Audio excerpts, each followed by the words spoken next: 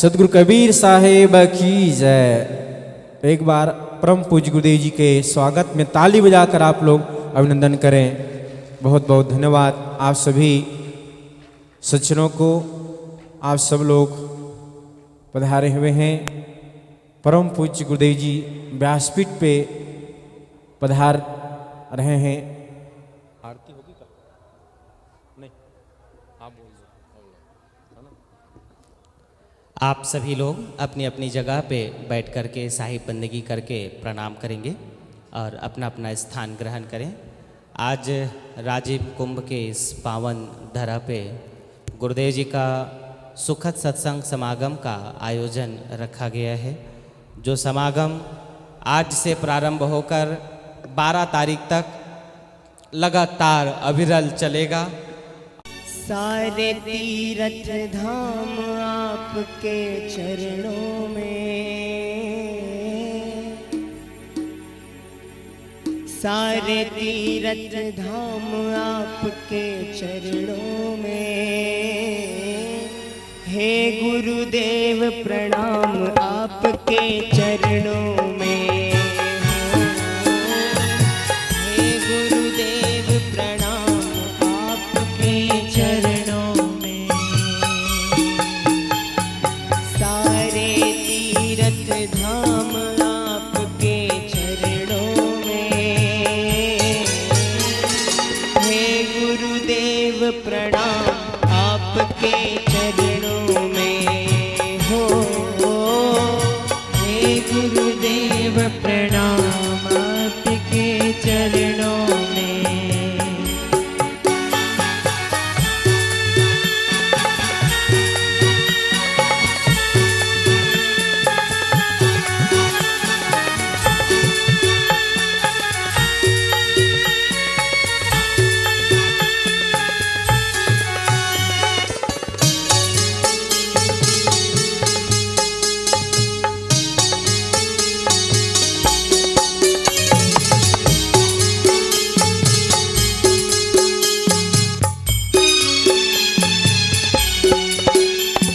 जन्म के दाता मात पिता है, आप कर्म के दाता है।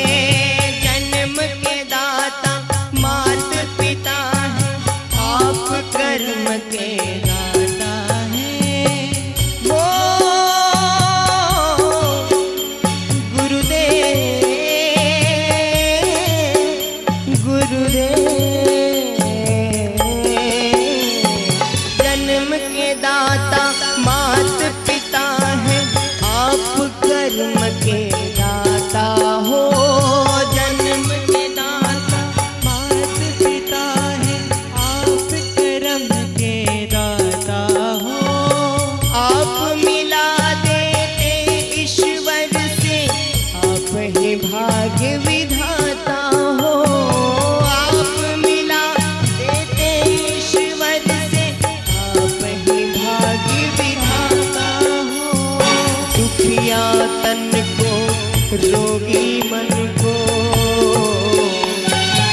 दुखिया मन को रोगी तन को मिलता है आराम आपके चरणों में। हे गुरुदेव प्रणाम आपके चरणों में हो। हे गुरुदेव प्रणाम आपके चरणों में।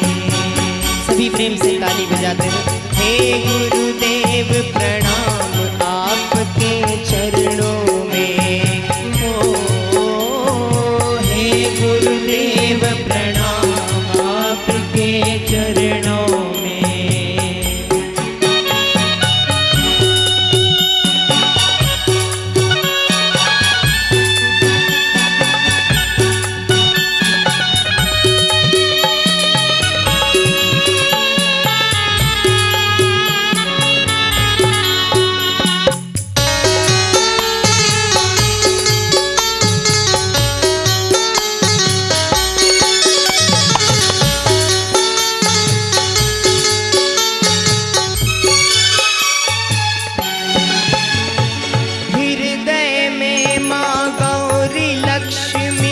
कंठ शारदे माता है, हृदय में माँ गौरी लक्ष्मी कंठ शारदे माता है। जो भी मुख से वचन कहे वो वचन सिद्ध हो जाता है। जो भी मुख से वचन कहे वो वचन सिद्ध हो जाता है। है गुरु ब्रह्मा है गुरु विष्णु, हे गुरु ब्रह्मा हे गुरु विष्णु, है शंकर भगवान आपके चरणों में हो। हे गुरुदेव प्रणाम आपके चरणों में हो। हे गुरुदेव प्रणाम आपके चरणों में। गुरुदेव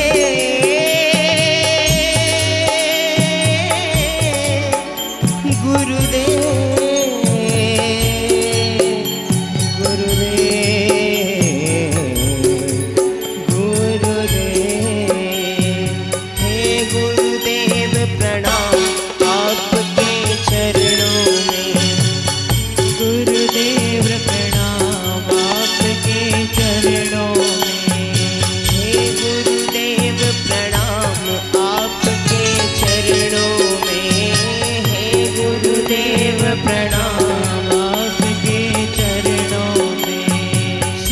असंग साहेब आपके चरणों में। श्री असंग साहेब आपके चरणों में। हे गुरुदेव प्रणाम आपके चरणों में। हे गुरुदेव प्रणाम आपके चरणों में। हे गुरुदेव प्रणाम आपके चरणों में।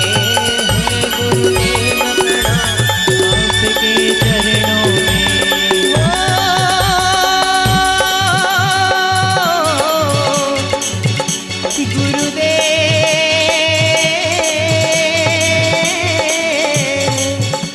गुरुदेव गुरुदेव गुरुदेव।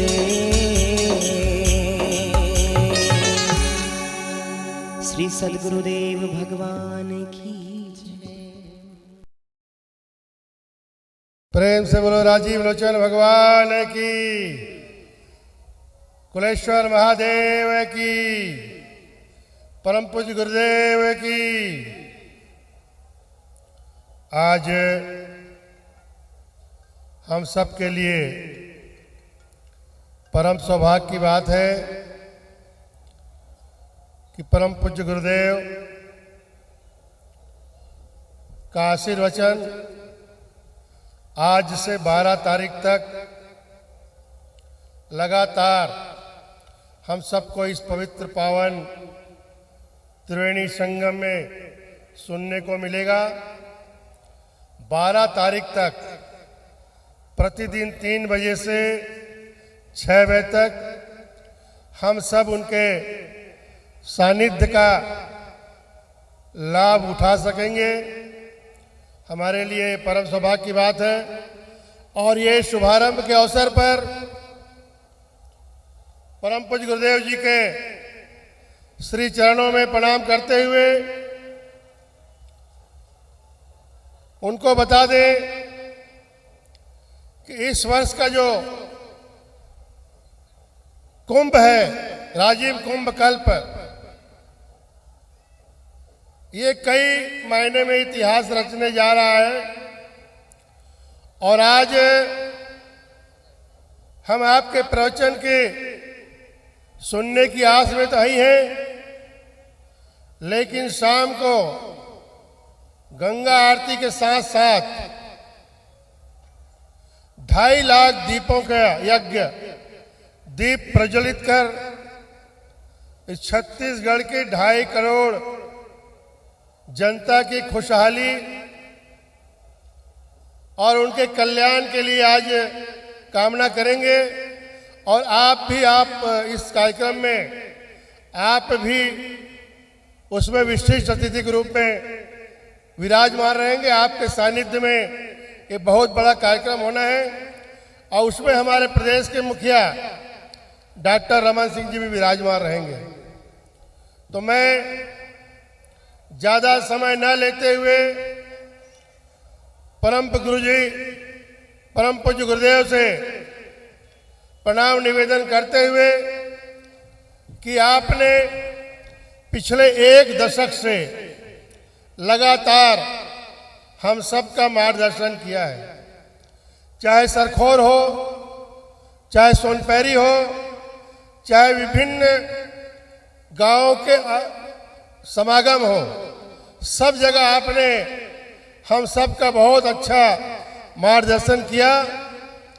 हम सबके ज्ञान चक्षु को खोलकर जीवन जीने की कला आपने सिखाई है।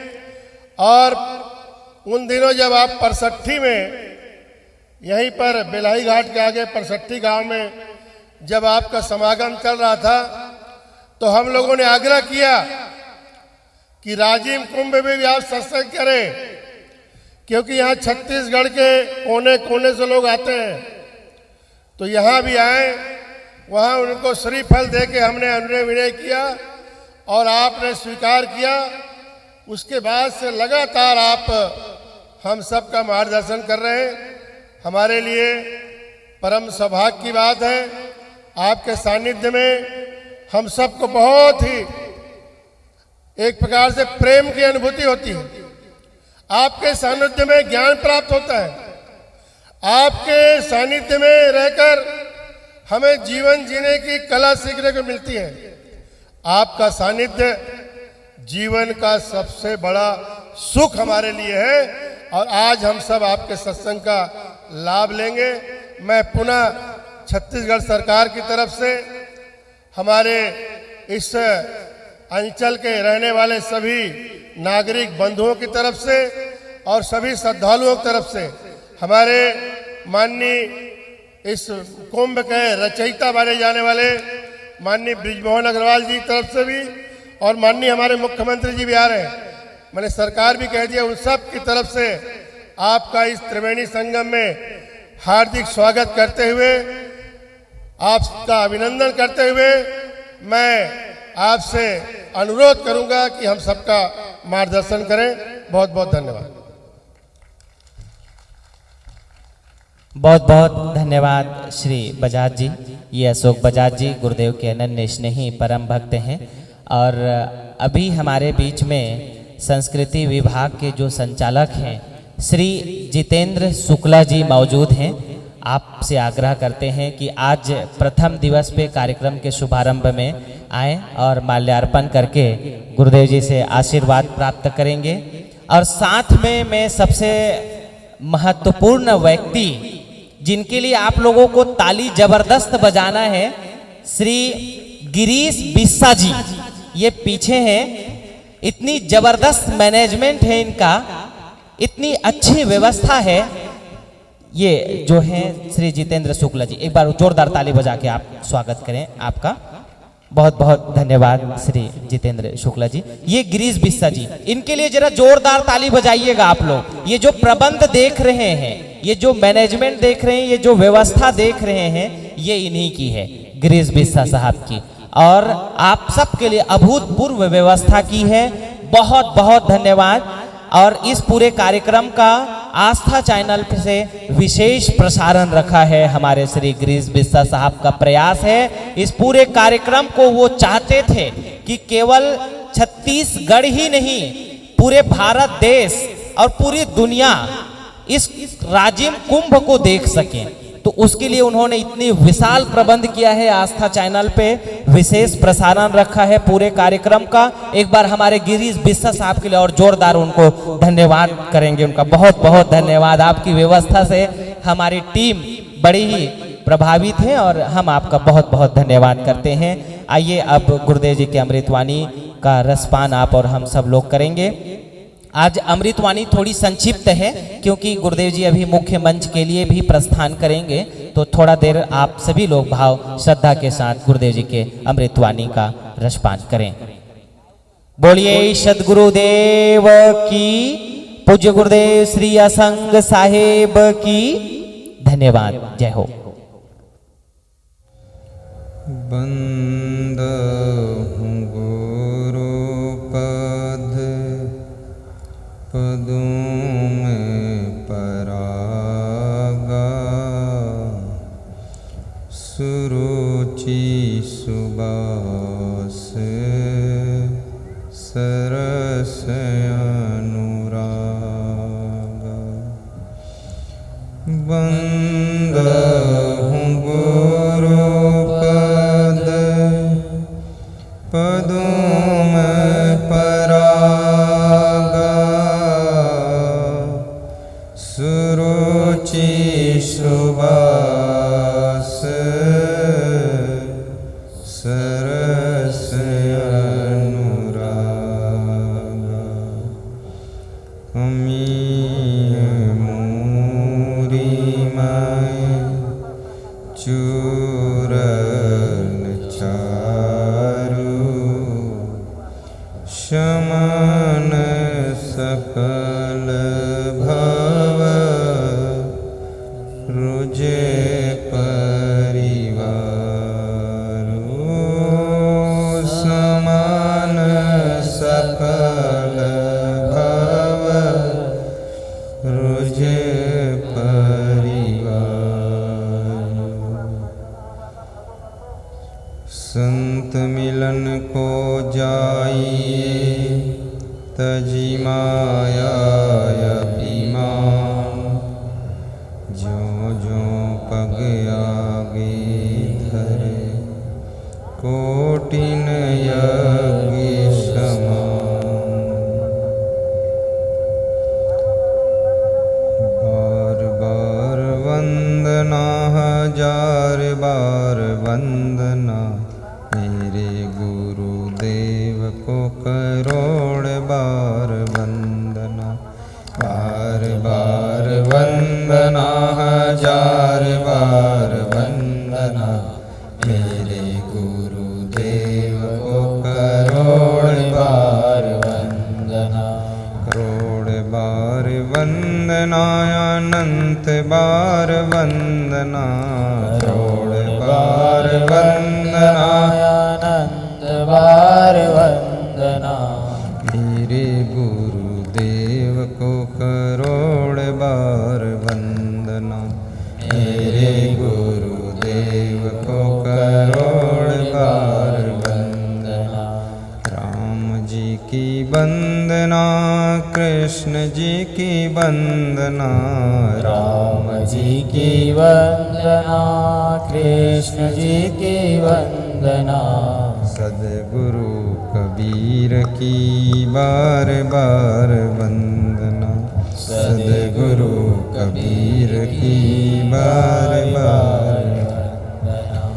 बार बार वंदना हजार बार वंदना, बार बार वंदना हजार बार वंदना।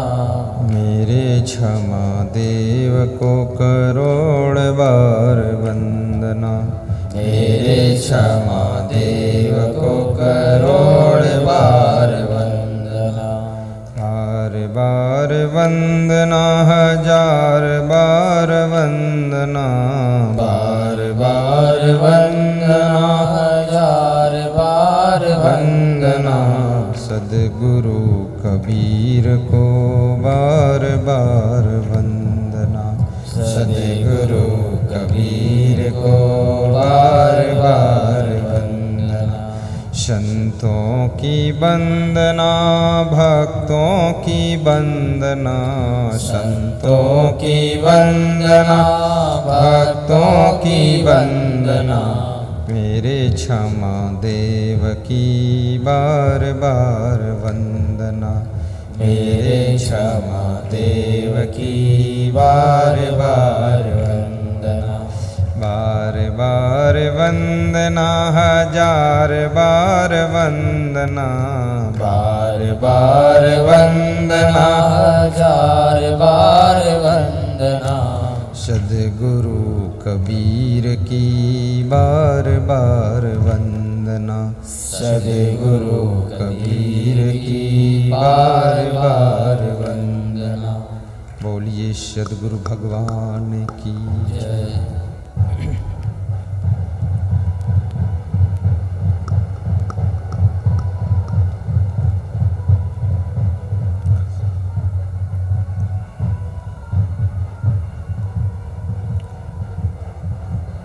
प्रातः स्मरणीय पूज्यपाद सद्गुरु श्री क्षमादेव जी के पावन चरणों का आशीष लेकर राजीव लोचन भगवान के सानिध्य में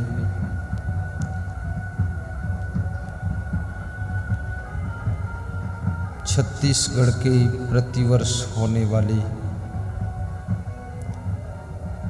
कुंभ मेला में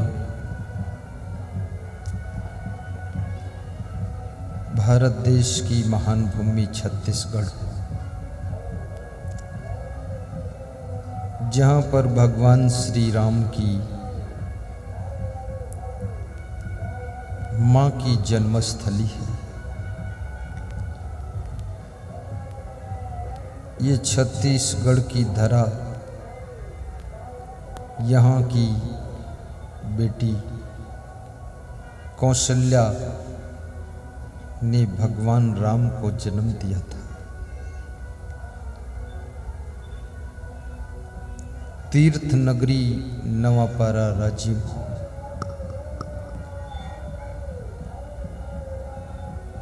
सब तरफ धूमधाम दिख रही है।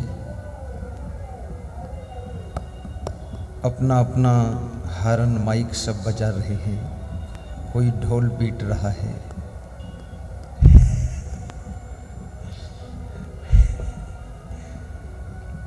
कोई चना चबेना बेच रहा है, कोई कथा प्रवचन भी सुना रहा है। लाखों लोग सेतुबंध को क्रॉस करते करते मेला का दूर से दर्शन करके जा रहे हैं। प्रतिवर्ष यहाँ की शोभा में कुछ विशेष प्रगति होती नजर आती है। मैं धन्यवाद देता हूँ राजीव लोचन समिति को, जिसमें हमारे अशोक बजाज जी, परदेसी जी, युधिष्ठिर जी, कुंदन जी, बंगानी जी, संजय बंगानी,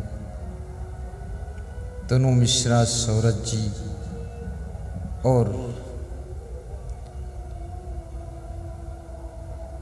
युधिष्ठिर की धर्मपत्नी, आज पहली बार उनको देखा।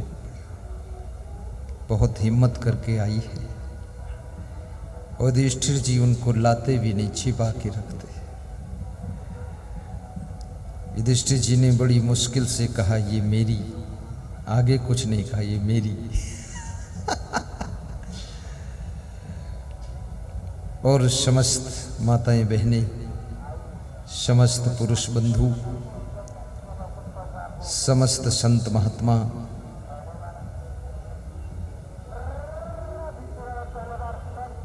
मंडप भी बहुत सुंदर सजाया गया है। गिरीश मिश्रा जी ने काफ़ी ध्यान एकाग्र किया है। अशोक बजाज ने भी इस बार मन से मेहनत किया है। उनके लिए ताली बजा दो एक बार। जगह जगह बोतल पाम के गमले में लगे हुए पौधे शोभा बढ़ा रहे हैं। गुलाब के फूल भी खिले हुए हैं। पूरा मंडप वाइट कलर का है। मेरी व्यास गादी भी वाइट है, मेरे कपड़े भी वाइट हैं और सबके चेहरे पर विचित्र लाइट है। जम्मू कश्मीर से भी भक्तगण आए हुए हैं। छत्तीसगढ़ के 65 गांव से संतोष कुमार आदि, खिसोरा से तारनलाल रजनीबाई और रामचरण साहू, नंद कुमार साहू महासमुंद से, उस जिले के हमारे मुख्य प्रचारक भक्त हैं। तन मन धन से प्रचार प्रसार में योगदान करते हैं, उनको भी हम शुभकामना करते हैं। और मुझे इजाज़त दीजिए कि सत्संग शुभारंभ करूं। कैसे इजाज़त दोगी? मुस्कराइए और ताली बजाइए।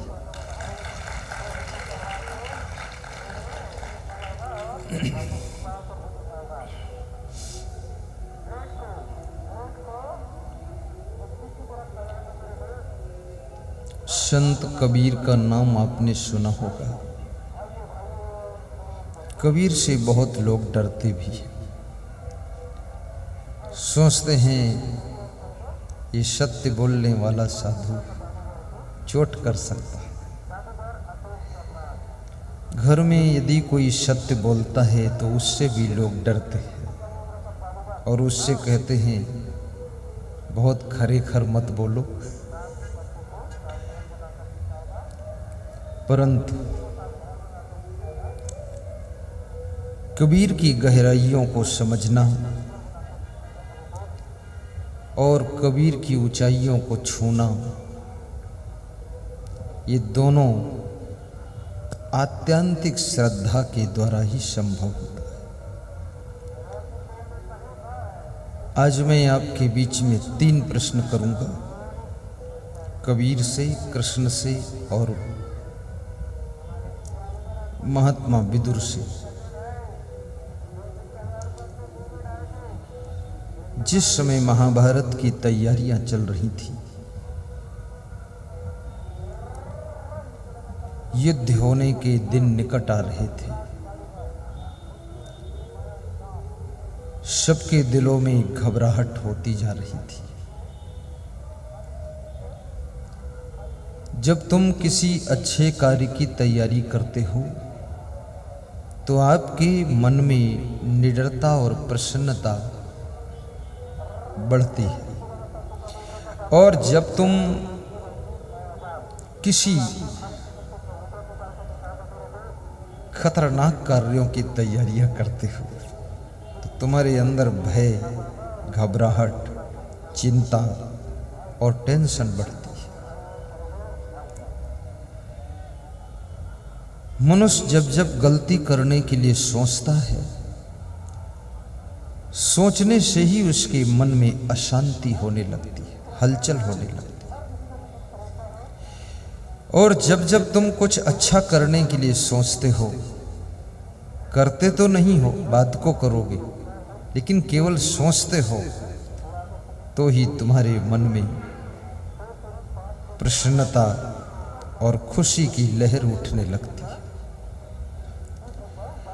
अभी यहाँ बैठे बैठे तुम सोच लो कल हम सबको बूंदी खिलाएंगे, तो तुम्हारा मन प्रसन्न होगा। लेकिन ये सोच लो हम आज किसी के चप्पल चुराएंगे, तो मन में घबराहट हो जाए कि जिसका चप्पल चुराऊं देख लेगा, तो चप्पल तो 2 चुराऊंगा पर 200 चप्पल दे देगा, डर लगेगा। महाभारत की तैयारियां कौरव पांडवों के दिलों में भय में वृद्धि कर रही है, जिसमें महाराजा धीराज धृतराष्ट्र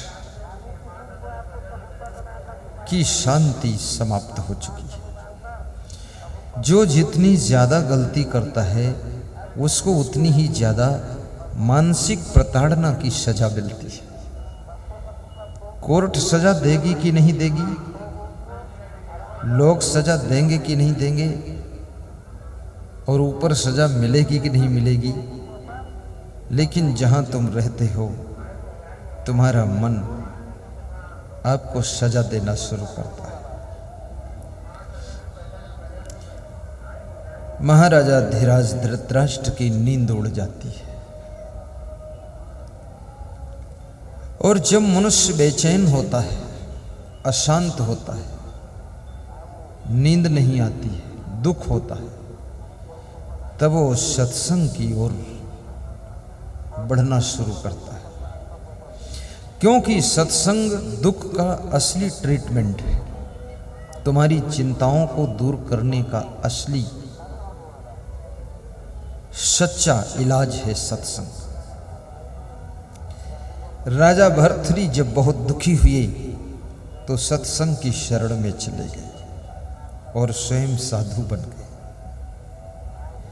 महात्मा बुद्ध ने संसार में जब दुख देखा, मुर्दे को देखा, बूढ़े को देखा, रोगी को देखा, दुख देख करके फिर वे सत्संग की शरण में गए और साधु बन गए।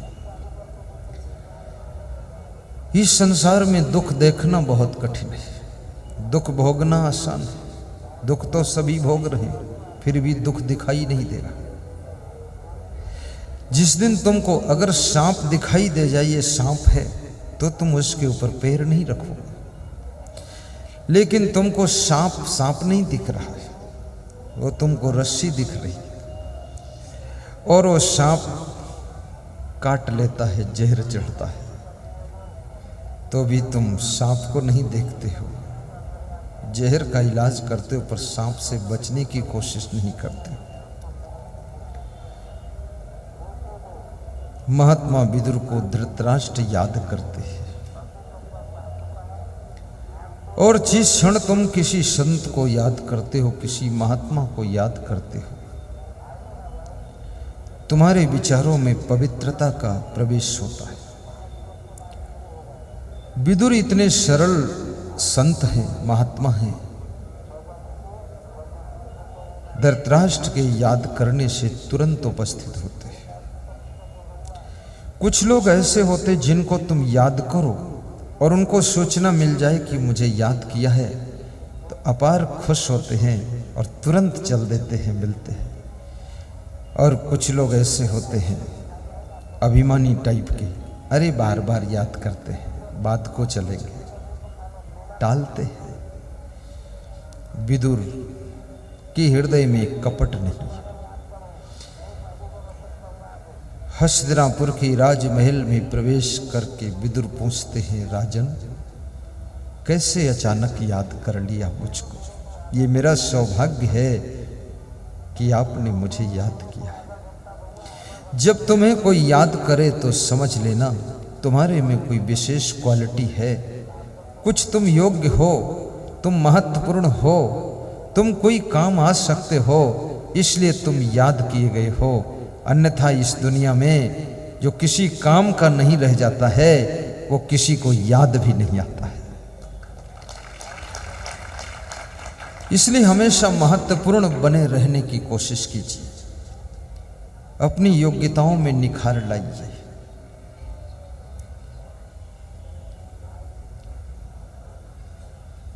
महाराजा धीराज धृतराष्ट्र कह रहे हैं, विदुर मैंने इसलिए याद किया है कि तुमसे कुछ छिपा नहीं। मुझे बहुत दुख है, मुझे रात को नींद नहीं आती है, दिन में चैन नहीं मिलती। ये धृतराष्ट्र की कथा है, और धृतराष्ट्र वह व्यक्ति है जो आंखों से अंधा है,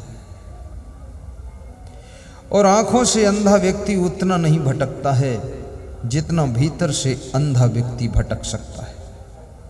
जो माया मोह में अंधा है, जो वासना में अंधा है, लोभ में अंधा है, और जो क्रोध में अंधा है, उसके अधिक भटक जाने की संभावना है।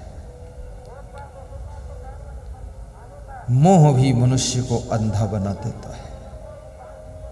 तुम्हारे दो बेटे हैं, यदि किसी एक के मोह में तुम पड़ गए तो दूसरे का नुकसान करोगे। तुम हैं तुम्हारे खून से पैदा हुए, पर मोह का पलड़ा जिधर भारी होगा उधर के पक्षपात में तुम पड़ जाओगे। और कबीर कहते हैं पछा पछी के कारणे सब जग रहा भुला, निरपक्ष होकर जो भजे सोई संत सुजा। पक्षपात में पड़ने के कारण सारा संसार भूला हुआ है। ये बड़ा विचित्र संसार है। सासू के पास में 3 बहुएं हैं, वो भी किसी एक बहू के मोह में पड़ जाती है। 2 बहुएं तटस्थ हो जाती हैं, दुखी रहती है कि सासू तो मेरी भी है पर इसके दिल में मेरी जगह नहीं है। अब मैं क्या करूं, सासू का ट्रांसफ़र भी नहीं हो सकता है और इस सासू का प्रेम भी नहीं मिल सकता है, और मेरी जेठानी ने सासू को अपने कब्जे में कर लिया है। अब उसको भगवान का ध्यान नहीं लगता है, जेठानी का ध्यान आता है, उस कपटी सासू का ध्यान आता है। लेकिन जिनकी निष्पक्ष दृष्टि है, जिनके पास में पक्षपात नहीं, वह सब पे करुणा करते हैं, सबसे प्रेम करते हैं। और कबीर कहते हैं कि जो सबसे प्रेम करता है वो सबका प्रेम पाता है, और जो सबका प्रेम पाता है वो प्रेमा अवतार होता है, और उसके प्रेम से बहुतों का बेड़ा पार होता है, बहुतों का बेड़ा पार होता है। ये राग द्वेष, ये ईर्ष्या जिनके दिलों में काम करती है, वहां पर शांति समाप्त हो जाती है।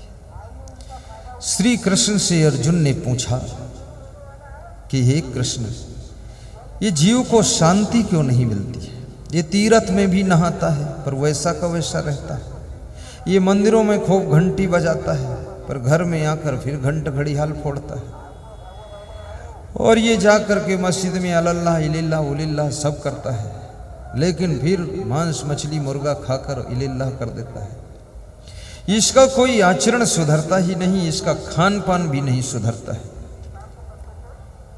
कितने लोग तीर्थों में स्नान करते हैं, उनकी नशा व्यसन की आदत नहीं छूटती।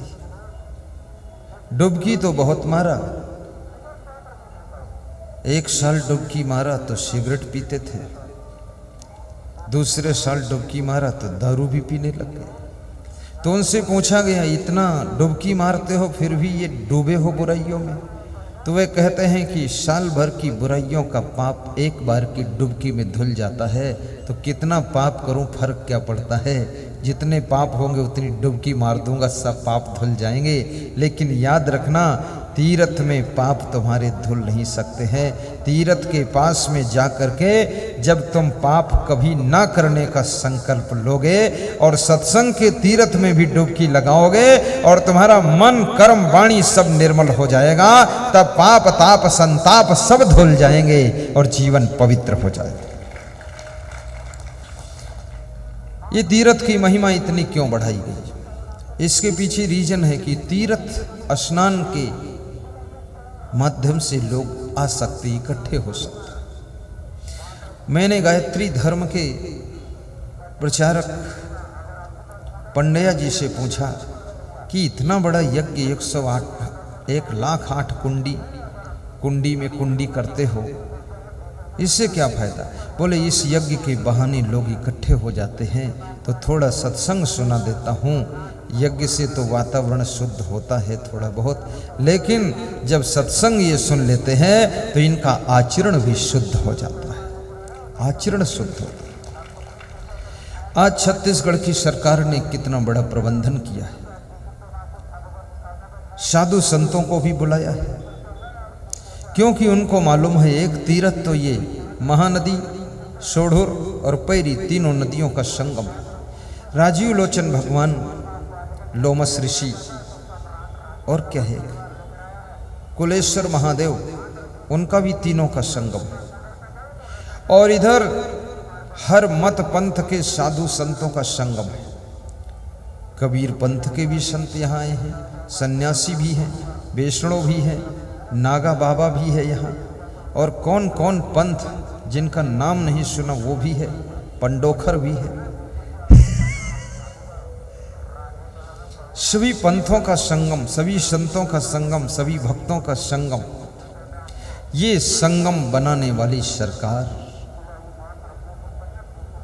डॉक्टर रमन सिंह, ब्रजमोहन अग्रवाल, मैं उनको धन्यवाद देता हूँ। अजय चंद्राकर, सभी मिनिस्टर जिन्होंने कानून पास कर दिया। ये प्रथम मेला ऐसा है जहाँ साधु संतों का सम्मान सरकार की ओर से किया जाता है। और भारत देश में मेला बहुत होते हैं, लेकिन साधु सम्मान सरकार बहुत कम कर पाती है। इस सरकार को भी मेरी व्यास गादी धन्यवाद देती है। कम से कम साधु संतों को बुलाकर सेवा सम्मान किया और इतने बड़ी व्यवस्था किया सत्संग सुनने के लिए। सर्व तीर्थेषु वा स्नानम सर्वभूतेश्चा आर्जवम्। विदुर जी कहते हैं, राजन सब तीर्थों में स्नान कर लो तब जितना फल मिलता है। सर्वभूतेश्चा आर्जवम्, उससे कहीं ज्यादा फल तब मिल जाता है जब समस्त प्राणियों के साथ में कोमल बर्ताव करते हो, प्रेम का व्यवहार करते हो, उनकी सेवा करते हो, तो सब तीर्थों में स्नान करने से भी ज्यादा फल प्राप्त हो जाता है। यहां मेला में आए हो, कोमल बर्ताव भी करना, किसी को धक्का मुक्का मत करना। और ध्यान रखना, उभे त्वेते समय श्यातम आर्जुम व विशिष्यते। तो विदुर जी कहते हैं कि राजन, जिसको चिंता होती है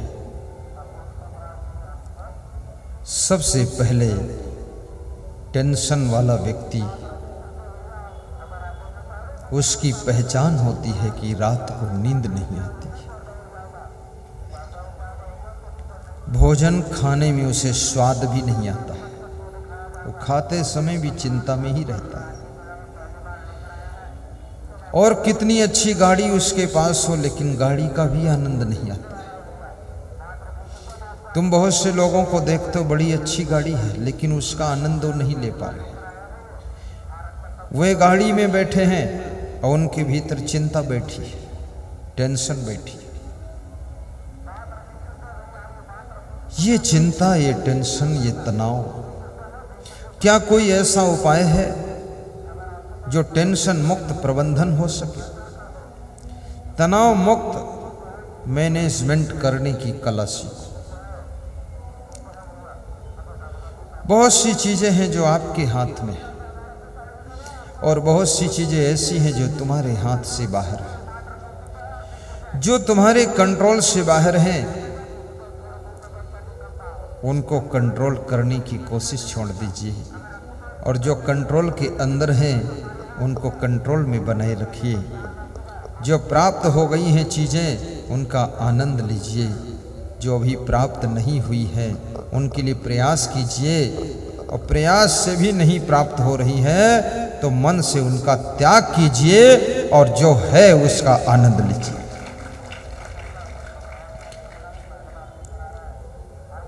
कितना बड़ा तुमको पद मिल जाए लेकिन फिर भी ये मन उसका आनंद नहीं लेता, क्योंकि मन उस पद से आगे छलांग लगाता है,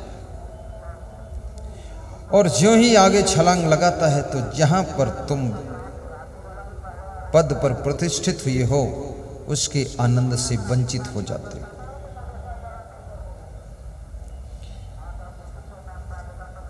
जितना धन तुमको मिला है उसकी प्रसन्नता की अनुभूति तुम नहीं कर पाते हो, क्योंकि तुम्हारा मन उसके आगे छलांग लगा जाता है।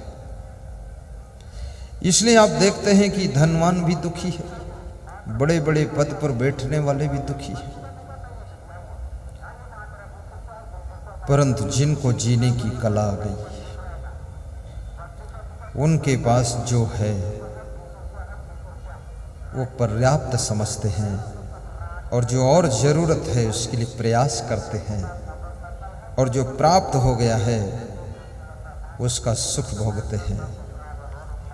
और जो मिलने वाला ही नहीं है उसके चक्कर में ही नहीं पड़ते हैं और मुस्करा कर जिंदगी बिता लेते हैं। ये दुनिया से एक दिन सबको विदा होना पड़ता है। ये बड़ा विचित्र संसार है। सज्जनों, विदुर जी कहते हैं, राजन, अभियुक्तम बलवताम दुर्बलम हीन साधनम हृतसम चोरमा विशंति कामिनः प्रजागरः। क्या अर्थ है इसका?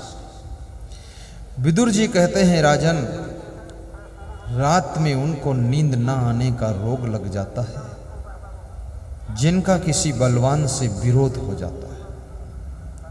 जैसे किसी बकरी का विरोध शेर से हो जाए तो बकरी की तो नींद उड़ जाएगी, किसी क्षण शेर उसको समाप्त कर दे। विदुर कहते हैं, राजन, जो चोरी करता है उस चोर को भी रात में नींद नहीं आती है, कामी व्यक्ति को नींद नहीं आती है, और जो व्यक्ति जिसका सब कुछ हर लिया गया है, सब छीन लिया गया है, था तो उसके पास में बहुत कुछ लेकिन अब कुछ नहीं है। पद भी छीन लिया किसी ने, धन भी छीन गया, सम्मान भी छीन गया, उसको भी बहुत टेंशन हो जाती है। या जिसका छीनने वाला है, ऐसा दिख रहा कि ये छीनेगा, उसको भी बहुत चिंता हो जाती है। लेकिन धृतराष्ट्र, तुम मेरे ज्येष्ठ भ्राता हो, तुम्हें दुखी देख करके मेरा मन भी सोच में पड़ जाता है कि तुम इतने बड़े महाराजा हो फिर भी दुखी हो, और मेरे पास केवल झोपड़ी है, मैं फिर भी सुखी हूं। इसका अर्थ यह है कि राजमहल में सुख नहीं है और झोपड़ी में दुख नहीं है। जहां समझ पैदा हो जाती है वहीं पर सुख का जन्म हो जाता है। भगवान श्री कृष्ण द्वारिका के सोने के महल में रहते हैं और कृष्ण बहुत खुश है। कृष्ण हंसते रहते हैं। सोने के महल में रहना, लेकिन रावण बनकर नहीं, कृष्ण बनकर रहना। भक्ति ये नहीं कहती कि तुम कंगाल बनो, भक्ति ये नहीं कहती तुम बर्बाद बनो। भक्ति ये कहती है गुणवान बनो, महान बनो, धनवान बनो, बुद्धिमान बनो, और ऐसे बनो कि दूसरों को भी तुम्हारी छाया मिल सके। इस तरह के बड़े मत बनो कि बड़ा हुआ तो क्या हुआ, जैसे पेड़ खजूर, पंथी को छाया नहीं, फल ला गए अति दूर। कितने लोगों के बड़े होने से भी कोई फायदा नहीं किसी को। एक सज्जन कह रहे थे कि मेरा भाई कलेक्टर हो गया। तो हमने कहा, तो तुम किस्मत वाले। बोले कोई किस्मत नहीं, उसका कलेक्टर होना ना होना मेरे लिए सब बराबर है। तो मैंने कहा क्या? बोले जब से कलेक्टर हो गया घर को आना बंद कर दिया, गांव आना बंद कर दिया, हमसे बोलना ही बंद कर दिया। सबसे ज़्यादा नाराज तो हम ही से, और हमने मजदूरी करके उसको पढ़ा लिखा करके आगे बढ़ाया और हम ही को मजबूर कर दिया। उसने हमें मजदूर कर दिया और बाद को मजबूर कर दिया, और हमने उसको मजबूत कर दिया। गुरुदेव क्या करूं, ऐसे बड़े होने से क्या फायदा होगा।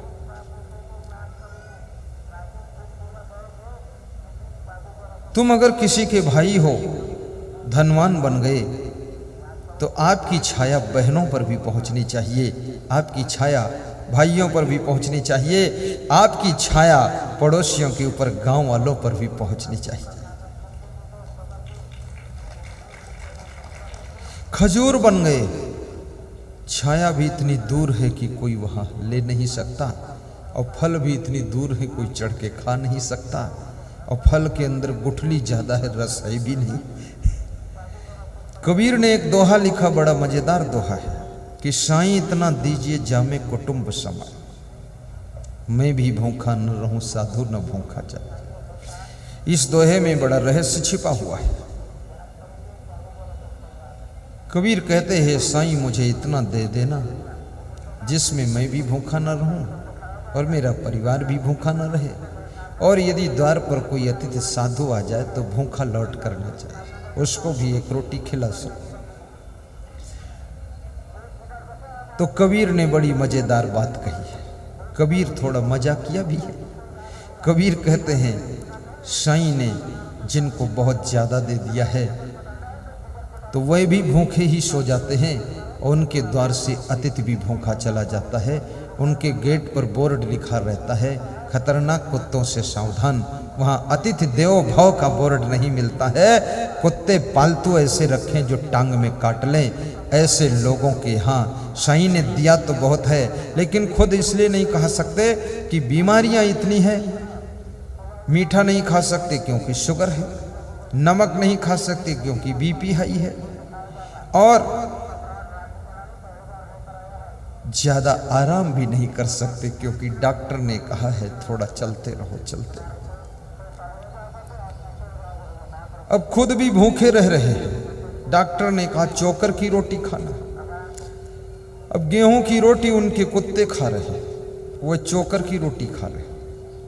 साईं इतना दीजिए जामे कुटुंब समाए, मैं भी भूखा न रहूं साधु न भूखा जाए। सज्जनों, बड़ी विचित्र बातें हैं।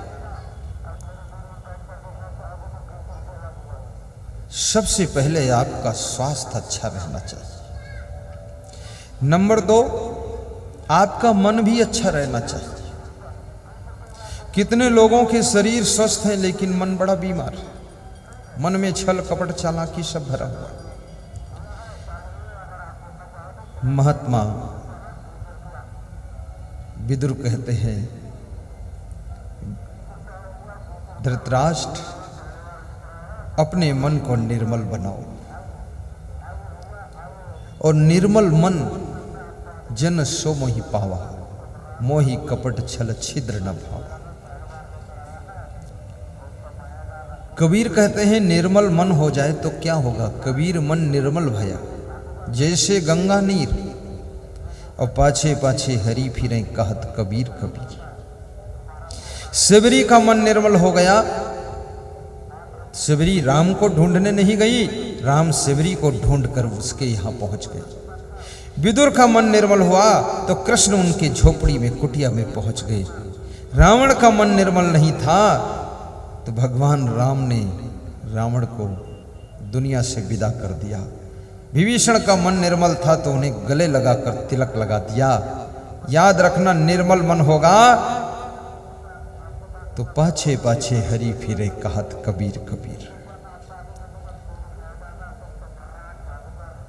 निर्मल मन जन सो मोहि पावा, मोहि कपट छल छिद्र न भावा। गाओ। निर्मल मन जन सो मोहि पावा, मोहि कपट छल छिद्र न भावा। छल, कपट, कपट की भक्ति मुक्ति की मंजिल पर पहुंचने में बाधा डालती है। निर्मल मन जन सो मोहि पावा, मोहि कपट छल छिद्र न भावा। निर्मल मन जन सो मोहि पावा, मोहि कपट छल छिद्र न भावा। आपका मन निर्मल हो, आपका भवन मंगल भवन हो, आपका जीवन धन्य हो, आपके घर में सुख शांति हो। ऐसी राजिम कुंभ में हम आपके परिवार के लिए शुभकामना करते हैं। आपका स्वभाव भी सुंदर हो, प्रभाव सुंदर हो, सबके प्रति आपका भाव भी सुंदर हो। आप महान बनो, आपका कल्याण हो, और विदुर जी कहते हैं जो चिंता करते हैं उनकी 4 चीज़ों का नुकसान होता है। संतापाद भ्रस्यते रूपम, संतापाद भ्रस्यते बलम, संतापाद भ्रस्यते ज्ञानम, संतापाद व्याधि में क्षति। कल मैं इसकी विशेष व्याख्या शायद करूँगा। संतापाद भ्रस्यते रूपम, संताप करने से, टेंशन करने से मनुष्य का सुंदर रूप नष्ट हो जाता है। इसलिए आपको कम उम्र में लोग बूढ़े जैसे दिखाई देते हैं। मैं महाराष्ट्र में धुलिया में गया एक गुरुद्वारा में, तो वहाँ जो ज्ञानी जी थे, मेरे को 3 दिन वहाँ ठहरना था। तो ज्ञानी जी बोले मैं तो आपके नेपाल बॉर्डर आने वाला था, क्योंकि टीवी में रोज़ मैं आपका प्रवचन सुनता हूँ और आप ऐसा हंसते हो, बड़ा मज़ा आता था कि ये संत बहुत मज़ेदार है, हंस हंस के सुनाता है। तो हमने कहा हंसेगा वही जो फंसेगा नहीं, जो कहीं फंसा है वो कभी नहीं हंसा है। तो बोले फिर मजा कर देते हो। तो हमने कहा आपकी उम्र क्या है? बोले 40-42 के अंदर है। तो हमने कहा बूढ़े जैसे दिख रहे हो। बोले दिख क्या रहे, बूढ़े हो ही गए। तो हमने कहा ऐसा कैसे हुआ? बोले सब टेंशन से हुआ। और कैसे हुआ? सुंदर रूप नष्ट हो गया। उन्होंने मुझसे पूछा आपकी उम्र क्या है? मैंने कहा मेरी तो बहुत है, 49 साल है। तो बोले आप तो जवान जैसे दिख रहे हो। मैंने कहा अभी तो जवान हूं ही, बूढ़ा थोड़े हो गया। आज की तारीख में मेरी उम्र कितनी है आपको पता है? मुझे पता है। तुम्हारी उम्र कितनी? तुमको पता, हमको पता। किसको पता? तुमको पता, हमको नहीं पता। चाहे जितनी उम्र हो, उम्र से कुछ भी लेना देना नहीं है।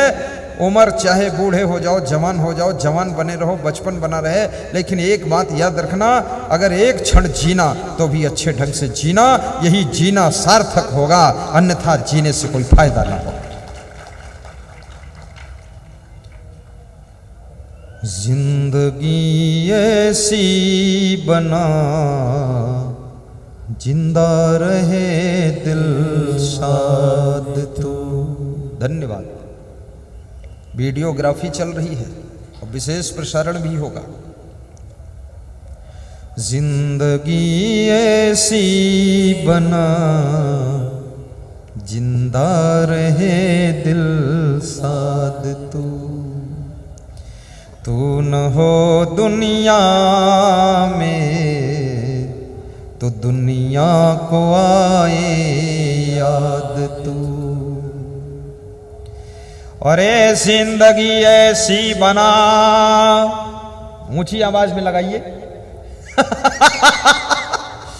कि जिंदा रहे दिल साद तू।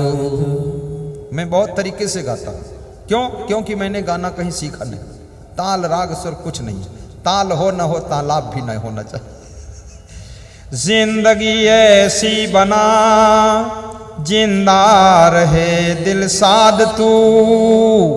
और तू न हो दुनिया में तो दुनिया को आए याद तू। तेरे दर पे सर झुकाने आ गए, तेरे दर पे सर झुकाने आ गए। बात दिल की हम सुनाने आ गए, तेरे दर पे सर झुकाने आ गए, तेरे दर पे सर झुकाने आ गए। बोलिए सदगुरु भगवान की जय। घबराया न करो, निश्चिंत सो जाया करो। और कोई गहरी नींद सो रहा हो तो जगाया न करो। 10 मिनट उसको थोड़ा रियायत कर दिया करो। ज़्यादा देर होने लगे तो उसको जगा लिया करो। जगाने पर नाराज न हुआ करो, मुस्करा दिया करो कि दया करके जगा दिया, अच्छी बात है।